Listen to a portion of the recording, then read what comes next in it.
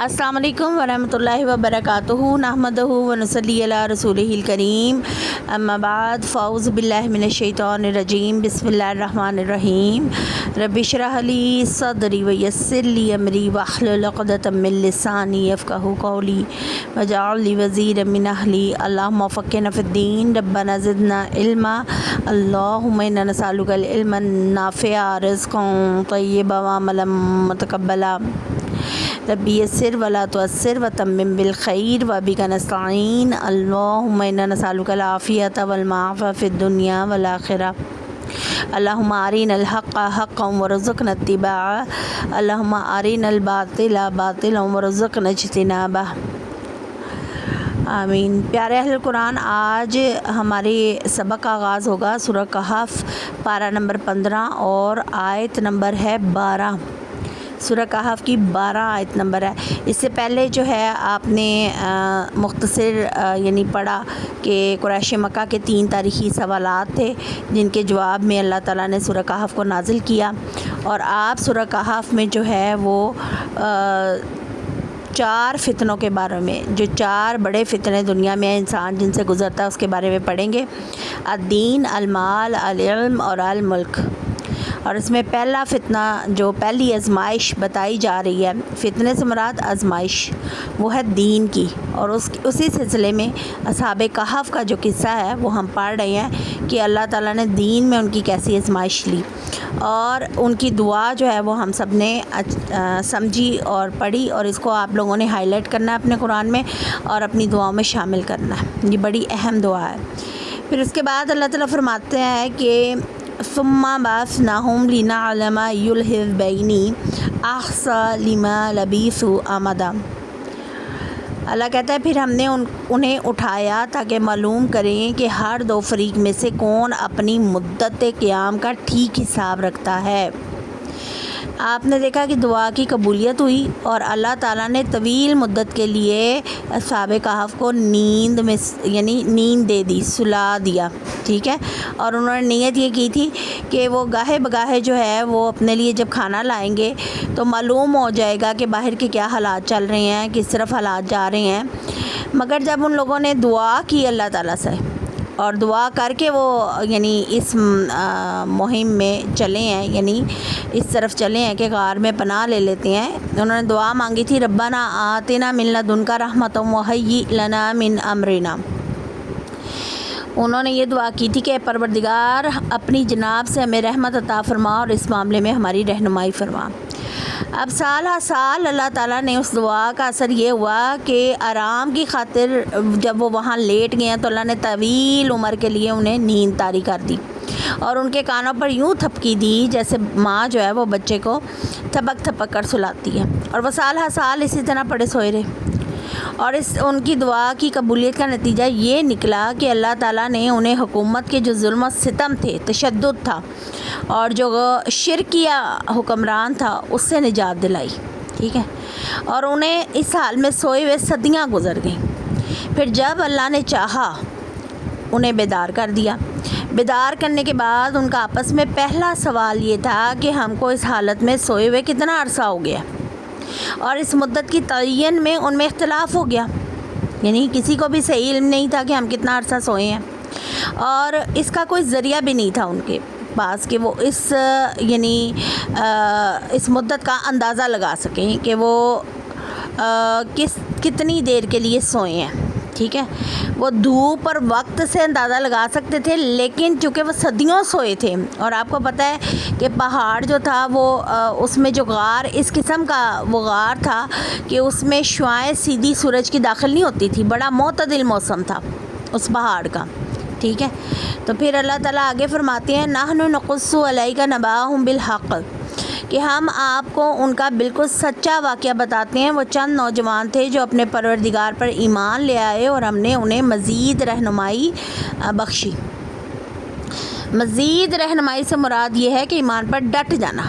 जैसे कि अगली आयत जब आप पढ़ेंगे ना, उनमें आपको जो है वो उन्हीं के हालात जो हैं वो आपको मालूम होंगे कि उस वक्त उनके लिए कुफ्र और शिर्क का कलमा कहना बादशाह वक्त की वजह से कितना दुश्वार था कि उन्होंने ایسی بات کہنے پر یعنی کفر و شرک اختیار کرنے سے زیادہ بہتر سمجھا کہ اپنا گھر بار کاروبار اس کو چھوڑ دیں وہ اور سوسائٹی کی نظروں سے روپوش ہو جائیں۔ یعنی ایک مسلمان کو اتنا پاورفل ہونا چاہیے ایمان میں کہ وہ اپنے ایمان کی خاطر دنیاوی مفادات کو چھوڑنے کی ہمت رکھ سکے۔ ٹھیک ہے، اب آگے اللہ تعالیٰ فرماتے ہیں کہ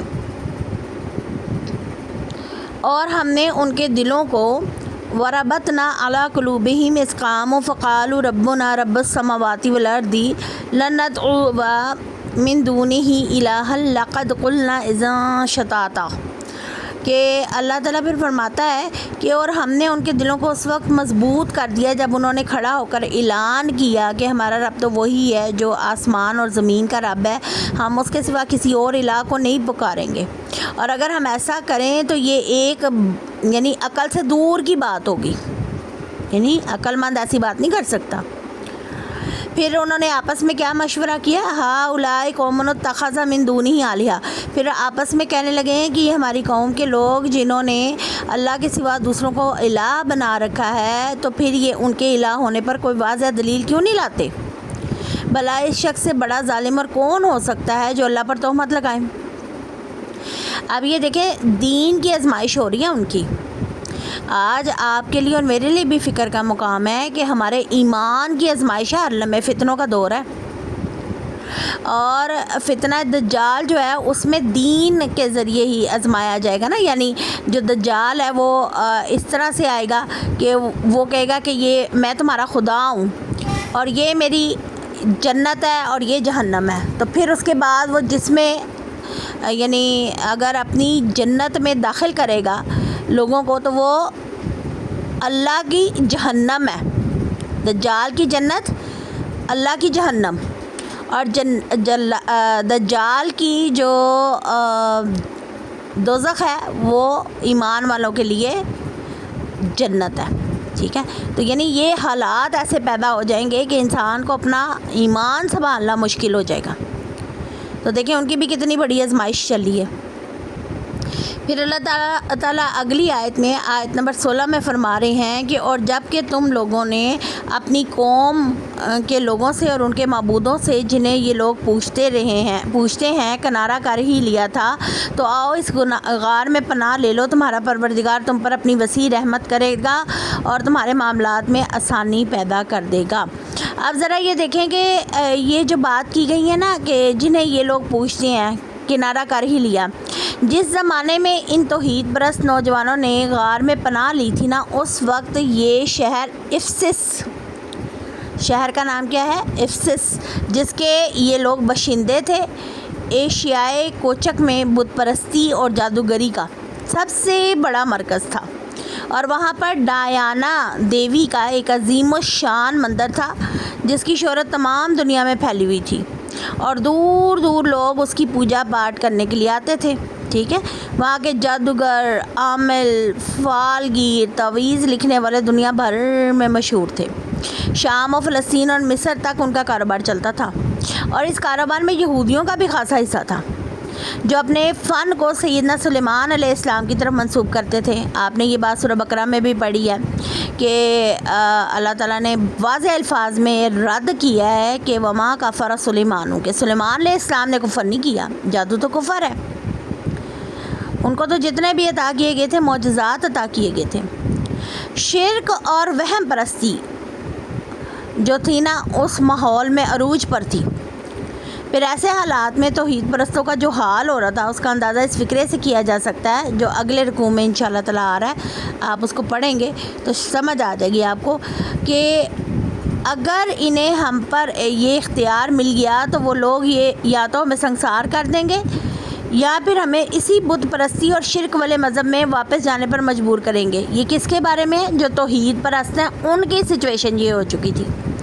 آج بھی آپ دیکھیں تو فتنوں کا کس قدر دور ہے، اور ہر طرف جو ہے وہ شرک کا دور رہا ہے، اور بدقسمتی سے مسلمانوں کا بھی ایک مخصوص طبقہ تعداد جو ہے وہ شرک میں مبتلا ہو چکی ہے، اور آج کے حالات میں اپنے ایمان کو قائم رکھنا کتنا مشکل ہو رہا ہے۔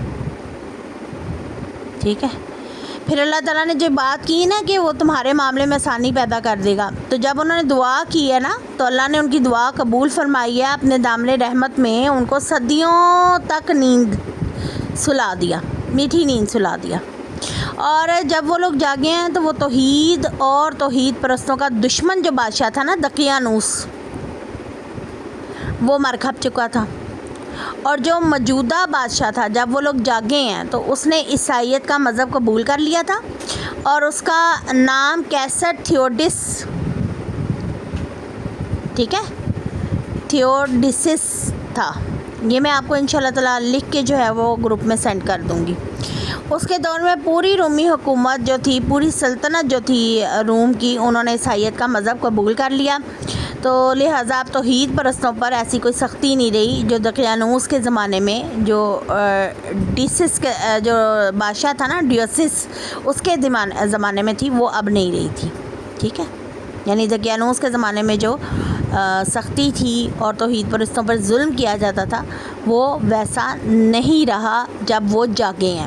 اس سے ایک بات اور آپ کے علم میں آتی ہے نا کہ نصارہ جو ہیں وہ شروع سے شرک پرستی میں مبتلا نہیں تھے. بعد میں انہوں نے اپنا جو ہے دین اس میں غلط چیزیں ایڈ کر کے حضرت عیسیٰ علیہ السلام کو نعوذ باللہ اور مریم علیہ السلام کو نعوذ باللہ اور روح القدس یعنی جبرائیل علیہ السلام کو خدائی کے دعوے داروں میں شامل کر دیا نعوذ باللہ، جن کا دور دور تک تعلق نہیں. اب اگلی آیت میں دیکھیے کہ اللہ تعالیٰ کیا کہتا ہے، وہ ترى الشمس اذا طلعت تزاور عن كهفهم ذات اليمين واذا غربت تقرضهم ذات الشمال وهم في فجوة منه. اب اللہ تعالیٰ پوری جیوگرافی بتا رہا ہے، کیا کس چیز کی. آپ دیکھیں کہ جب سورج نکلتا ہے تو ان کے غار سے دائیں طرف رہتا ہے، اور جب غروب ہوتا ہے تو بائیں طرف کترا کر غروب ہوتا ہے. یعنی دونوں صورتوں میں جو سورج کی روشنی ہے وہ ان کے اوپر ڈائریکٹ نہیں پڑتی. آپ کو پتہ ہے آج بھی آپ اگر سوئے ہوں، یعنی اگر صبح سویرے آپ سوتے ہیں کھلی جگہ پر کہیں بھی، تو سورج کی روشنی اگر آپ پہ پڑے تو آپ فوراً اٹھ جاتے ہیں. تو اللہ تعالیٰ نے سورج کی روشنی اور سورج کا انتظام ایسا اس غار پہ کیا ہوا تھا کہ جس غار میں وہ نوجوان جو تھے وہ لیٹے ہوئے تھے اس میں وسیع جگہ تھی ان کے لیٹنے کی. ایک تو پہلی بات یہ، اور اس غار کا منہ جو تھا شمال کی جانب تھا، دوسری طرف کچھ چھوٹے موٹے سوراخ تھے، لیکن وہ اتنے تنگ تھے کہ اس میں سے آدمی گزر نہیں سکتا تھا. صرف اس غار میں نا ہوا کی آمد و رفت ان سوراخوں کے ذریعے ہوتی رہتی تھی، اور سورج کی روشنی اور دھوپ بھی اندر پہنچ جاتی تھی، لیکن کم، زیادہ نہیں. یعنی ان کا جو اس کا دہانہ تھا شمال کی جانب تھا، لہذا دھوپ کی شدت اور تمازت سے یہ لوگ بالکل محفوظ تھے. سانس لینے کے لیے جس قدر انہیں ضرورت تھی آکسیجن کی وہ بھی انہیں مہیا ہو رہی تھی وہ چھوٹے چھوٹے سوراخوں سے، اور صحت کے لیے جتنی دھوپ ضروری تھی وہ بھی چھوٹے موٹے سوراخوں سے اندر پہنچ رہی تھی. آپ کو پتہ ہے کہ جب کسی جگہ پہ دھوپ کافی عرصہ تک نہ پڑے تو وہ کیڑے مکوڑے پیدا ہو جاتے ہیں، اور عجیب سی سیلن جیسی بو آنی شروع ہو جاتی ہے نا، اور ہوا کا گزر نہ ہو. تو اللہ تعالیٰ نے ان کی صحت کا بھی پورا انتظام کیا. ٹھیک ہے، تو اللہ تعالیٰ کہتا ہے یہ اللہ کی نشانیوں میں سے ایک نشانی ہے. جسے اللہ ہدایت دے وہی ہدایت پا سکتا ہے، اور جسے وہ بھٹکا دے تو اس کے لیے ایسا کوئی مددگار نہ پائیں گے جو اسے راہ راست پر لا سکے. اب کیا ہے کہ یعنی اللہ نے ان توحید پرستوں کو ایسے غار کی جانب رہنمائی کر دی، یعنی جب وہ جس غار میں گئے ہیں وہ بھی تو اللہ کے حکم سے گئے ہیں نا، کہ جو غار ایسا بنا ہوا تھا کہ جس میں اللہ تعالیٰ نے صدیوں سلانا تھا، پھر اللہ تعالیٰ نے ان کو وہاں پہ سلائے بھی رکھا. یہ ساری چیزیں کیا اللہ کی قدرت کاملہ سے تعلق رکھتی ہیں. یعنی دعا کا کتنا زیادہ جو ہے وہ انسان کے اوپر اثر ہوتا ہے اس کے حالات پر، اسے یہ بھی سمجھ لگتی ہے ہمیں. اور اسی طرح اللہ تعالیٰ نے انہیں راہ ہدایت پر ثابت قدم رکھا. دیکھیں ان کے دل میں چاہ تھی نا کہ ہم صراط مستقیم پر قائم رہیں. اللہ تعالیٰ نے ان کی چاہ جو تھی اس کو پورا کیا، ان کو راستہ دیا، ان کو ہدایت دی. اگر وہ بھی باقی معاشرے کی طرح دباؤ میں آ کر شرک قبول کرتے تو انہی کے ساتھ تباہ و برباد ہو جاتے. تو انسان کو اللہ تعالیٰ نے با اختیار پیدا کیا، اور اس کے بعد انسان جس طرف چاہتا ہے، جو اس کی چاہ ہوتی ہے، اللہ تعالیٰ اس طرف راستے دیتا رہتا ہے. ٹھیک ہے، اسی طرف اس کی رہنمائی کرتا ہے. اسی بات کو اللہ تعالیٰ نے اس آیت میں بیان کیا.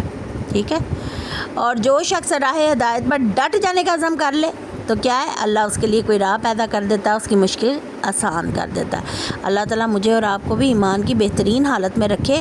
اور دیکھیں، حالات پر اختیار اس رب کا ہے جہاں کوئی اسباب موجود نہیں ہوتے۔ مومن کا توکل جو ہے وہ اللہ پر جو توکل ہے وہ اس کو کامیابی عطا کرتا ہے۔ پھر حالات بھی اللہ کے مطیع ہیں، اللہ حالات کو بدلنے پر قادر ہے۔ اگلی آیت میں اللہ تعالیٰ فرما رہا ہے کہ وَتَحْسَبُهُمْ أَيْقَاظًا وَهُمْ رُقُودٌ، اے مخاطب تو انہیں دیکھے تو سمجھے کہ وہ جاگ رہے ہیں حالانکہ وہ سوئے ہوئے ہیں۔ ہم ان کی دائیں اور بائیں کروٹ بدلتے رہتے ہیں، اور ان کا کتا اس غار کے دہانے پر اپنے بازو پھیلائے ہوئے ہے، اگر تو انہیں جھانک کر دیکھے تو دہشت کے مارے بھاگ جائے۔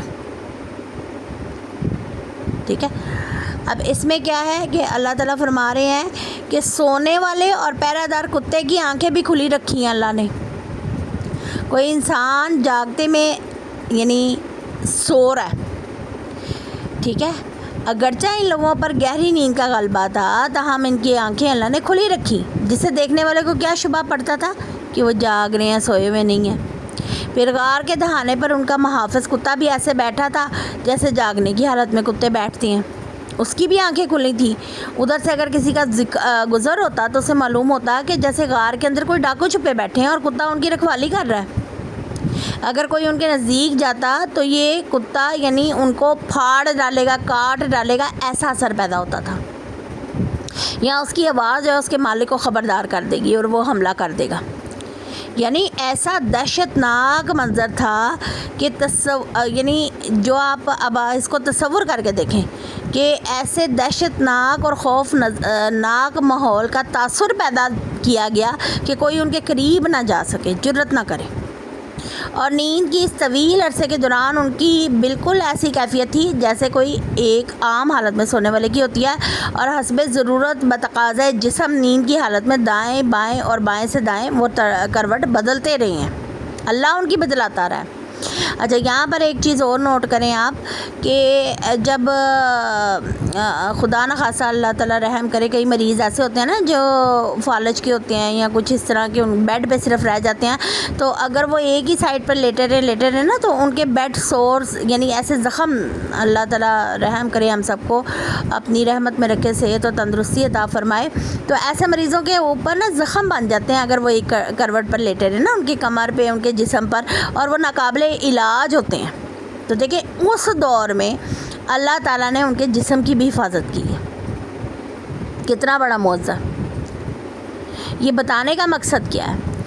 مقصد یہ ہے کہ موجودہ دور کے حالات میں مسلمان کا کام صرف یہ ہے کہ وہ ایمان کو مضبوطی سے پکڑ کے رکھے۔ کامیاب وہی ہے جس کا ایمان مضبوط ہے، اللہ پر توکل مضبوط ہے۔ فتنوں کے دور سے وہی کامیابی سے نکل سکتا ہے، اور پھر اللہ اس کی رہنمائی بھی کرتا ہے اور اس کے لیے حالات بھی ایسے پیدا کرتا ہے۔ ٹھیک ہے، تو پیاری سسٹر یہاں پر اللہ تعالیٰ سے دعا کریں گے کہ اللہ تعالیٰ مجھے بھی اور آپ کو بھی ہر قسم کے فتنے سے بچائے، اور کوئی جو آزمائشیں اللہ تعالیٰ نے ہماری زندگی میں لکھی ہیں اس میں اللہ تعالیٰ ہمیں عافیت عطا فرمائے۔ آپ صلی اللہ علیہ وآلہ وسلم کی دعا بھی ہے کہ، اور کہا بھی ہے انہوں نے کہ جو بھی عافیت مانگتا ہے وہ بہترین دعا ہے۔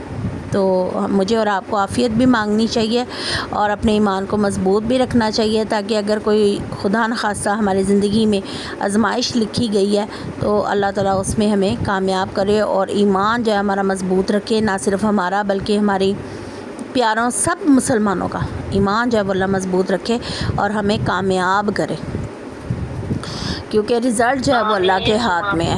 تو پیاری سسٹرز، یہ آج کا لیسن تھا۔ ربنا آتنا فی الدنیا حسنۃ وفی الآخرۃ حسنۃ وقنا عذاب النار۔